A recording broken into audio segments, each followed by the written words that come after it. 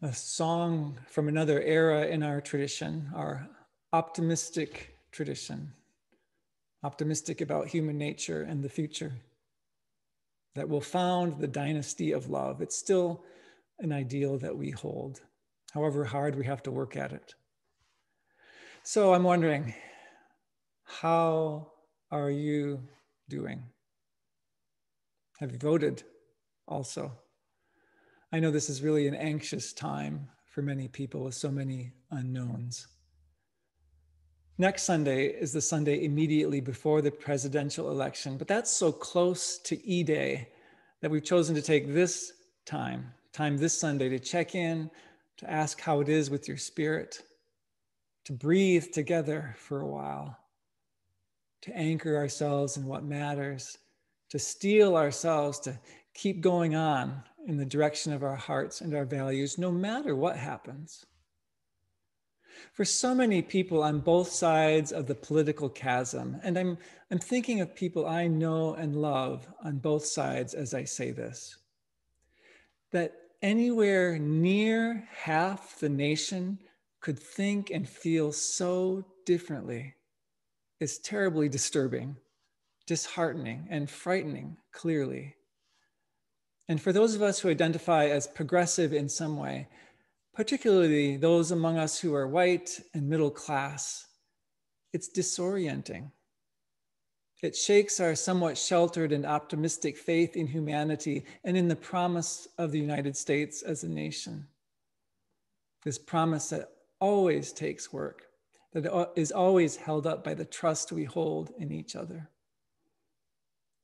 The election is being framed as not about a president, but rather about the soul of the nation.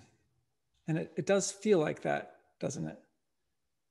If ours were a democracy rather than a democratic republic, in other words, if every individual person's vote counted equally and a simple majority determined the outcome, then this election would reveal the current soul of the nation. But given our use of the Electoral College, and Lord knows what other legal and political pathways this time, the election will actually choose the soul of the nation at some level, determining how the soul and spirit of the nation will be shaped for the future as long as most of us gathered this morning will live it. The soul-shaping stakes do feel very, very high. And given the national identity divide, the work of shaping ourselves, our communities, and our nation toward compassion, toward equity, toward justice, toward kindness and courage, work that is always ours, will be ever more necessary and important, no matter the outcome of this election or the outcomes of this election. Me? I much prefer to feel comfortable, thank you. I moved to a new home recently, and what I really want to be doing is nesting, putting things away and settling into a quiet, nurturing, comfortable, and comforting space. But outside of home, in this larger social journey we share, I think that the feeling comfortable option is off the table for a little while, at least for all but the most spiritually enlightened among us. So this morning, I want to encourage us to trust that we will find our way no matter what, and no matter how difficult the path. Let's prepare to keep our hearts open during and after the election, as challenging as that may be. Let's each work like hell for the next 9 days toward the election outcome that we seek. And let's steady ourselves, steel ourselves perhaps, for the possibilities to come and the work ahead. I'll start at the end, at the outside, and work in. A group of colleagues surfaced what they believe are the 3 most likely election scenarios come November 3rd-ish. If we were here, I'd take a poll. Option A, they said, is a huge win for one of the candidates, a clear, decisive outcome that's not contested and that both major parties acknowledge. Oh, that'd be nice. Option B, an outcome that's not clear right away due to slow returns and ballots still being counted, but that looks like it's going to be clear enough eventually. And option C, an outcome that is clear but contested or thrown into some unfamiliar scenario. So Trump refuses to leave office, for example, or there's a violent militia-style action by supporters, or there's a protracted legal challenge, or one of the candidates becomes ill or dies. This group of colleagues is preparing for that entire range of outcomes with the expectation that outcomes B and C are probably most likely. They're preparing for the possibility of violent voter suppression on election day and violent action afterwards.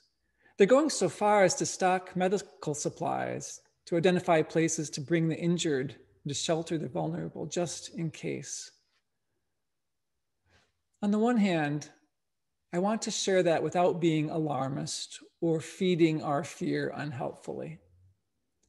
On the other hand, I believe it's important to our emotional preparedness and our spiritual well-being to at least acknowledge those possibilities enough and ahead of time, so that should events unfold in chaotic and frightening ways, we can say to ourselves and to one another, okay, we knew something like this could happen.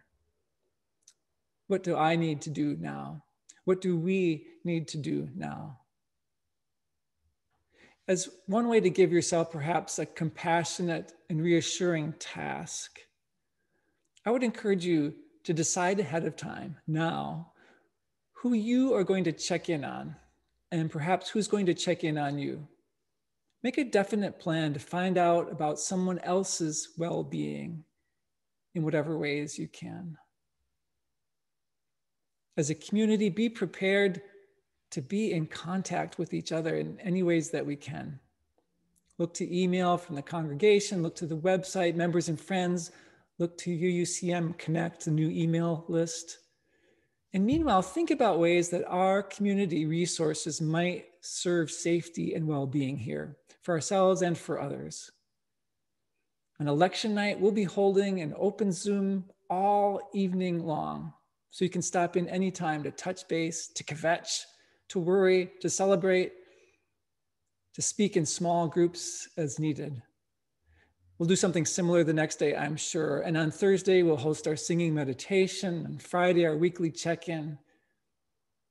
Watch for opportunities to connect and to conspire as events unfold. Between now and then, I invite you to work like hell for the outcome you desire. UU the Vote continues its invitations to phone bank right now up through November 3rd. Even if that scares you a little, consider calling Florida and Wisconsin voters with them to make sure that those voters have the information they need to cast their ballot safely and overcome any attempt at voter suppression. Closer to home, I invite you to ask every person you interact with between now and the night of November 3rd, have you voted? Offer to help get information if needed. Contact the folks you think might not vote without a little extra encouragement. And find and keep sharing with each other ways to invest in the election during these remaining 9 days. I'll share that the final tally for UUCM's Vote Forward effort with UUCM members and family and friends was 4,710 letters to voters. Thank you to everyone who was part of that. As to keeping our hearts open, no matter what, given the high stakes of the election, and given that the destructive actions of the current president violate so many progressive values so egregiously, it's difficult for many not to demonize the people who support him, or at least it's tempting to place them on another planet or in another species in our understanding of humanity. I struggle with this as well. So when someone's social and political stance feels inconceivable to me, which happens often lately, I try to remind myself that my views are surely just as inconceivable to them. And then when I'm at my best, I ask myself, why would a kind, caring, well-meaning human being hold views so different from my own? Which of their fundamental needs are being met there, unmet elsewhere? When I watched the Republican convention and listened to a few everyday speakers from around the country, I recognized and felt beneath their words some of the heart and some of the hurt of members of my own family. People harmed terribly by the shortcomings of government bureaucracy. People whose grounding worldview and values are challenged and shaken by things like same-sex marriage, trans rights, the idea that racism pervades their lives and the nation, the painful surfacing of United States history from the indigenous perspective that topples the founders and the founding of the nation from their bedrock pedestals, the sense of being looked down upon by what they see as the permissive, highbrow societies on the coasts. People whose very identities are challenged by an unavoidably changing world. It's an exploration of how congregations are handling the election. Scott Taylor named the wisdom that if you don't give someone a chance to say, I hurt, they will end up saying, I hate. Most of the time, the answer to my question, why would a kind, caring, well-meaning human being hold views so different from my own, involves recognizing eventually a set of hurts and unmet needs. One of the reasons for the depth of the national divide at this moment is an inability to recognize, acknowledge, and speak to the hurts and needs on the other side of the chasm, particularly by those of us who have comfortable lives and privilege. No matter what happens around the election, this is a piece we will need to learn if we want to hold together and if we want to move forward. Which is not to say we don't need to place boundaries around people's behavior and clear limits along the way, to protect the vulnerable in our midst and to resist and protest as necessary. We'll want to be ready for these things too. I don't know how well or how badly people will behave come November 3rd and afterwards. Indications are somewhat worrisome. These are some severe growing pains for this adolescent nation of ours, and there's no way to get around being part of them. It's our nation struggling to grow into its promise. In many ways, we will need to make it up as we go.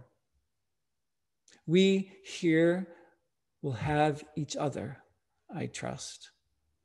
We'll have the values and the principles we say matter to us to draw upon. And we'll have our own traditions practiced in trying to hold theological diversity within some sense of unified community. Though it's not the official motto of the United States, as many believe, Pluribus Unum captures the crux of our history and our challenge. Pluribus Unum, it says on the Great Seal of the United States since 1782, from many, one. A reference to the original 13 colonies finding a way to join together into a single entity. But the deeper weaving of many into one has always been difficult and incomplete.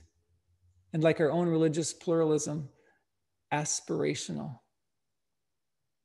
As Langston Hughes wrote from within his experience as a Black man in the United States, America never was America to me. More and more of us are learning how America has never fully been America to many people. The most encouraging aspects of US history trace the efforts to include more pluribus in the unum, the most painful aspects of US history capture the efforts to exclude people right up to this day. Part of the pain of the last 4 years, since so much of it leads toward exclusion. This is the soul of the nation around which the United States citizens are voting. My hope and prayer is that these are indeed the intense national growing pains of a nation in the process of becoming ultimately more healthily unum. And that no matter how much America has or has not been America to each of us, we will be able to say with Langston Hughes, as he continues in his poem, "And yet I swear this oath, America will be." It's going to take commitment, creativity, courage, and action on our part. May we commit together to help it be so, come what may, on November 3rd-ish and afterward. Remember, you are not alone. And remember that we will be finding our way. We will keep on going on together.